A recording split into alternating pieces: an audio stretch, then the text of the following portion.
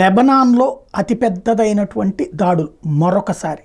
ఏదైతే ఇజ్రాయెల్ మొన్న వాకిటాకీలు పేల్చేసి పేజర్లు పేల్చేసి దెబ్బ రుచి చూపించినటువంటి సందర్భంలో బెత్తరపోయినటువంటి లెబనాన్కి ఒక సమస్య వచ్చి పడింది.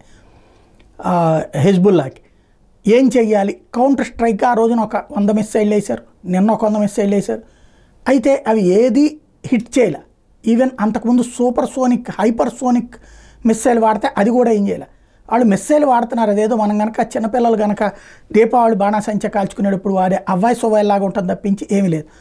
తాజాగా చూస్తే ఏదైతే లెబనాన్కి సంబంధించి 100 రాకెట్లని 2 గంటల్లో హెజ్బుల్లా వాడితే ఇజ్రాయెల్ డిఫెన్స్ ఫోర్సెస్ వెంటనే ఏం చేసింది? 400 రాకెట్లు వాడింది ఏకంగా. అంటే 100కి 4 రెట్లు 400 రాకెట్లు వాడింది. హెజ్బుల్లాకి సంబంధించినటువంటి కీలకమైనటువంటి స్పాట్స్ని ఇజ్రాయెల్ డిఫెన్స్ ఫోర్స్ దాడి చేసి దుమ్ము దులుపు వదిలిపెట్టింది.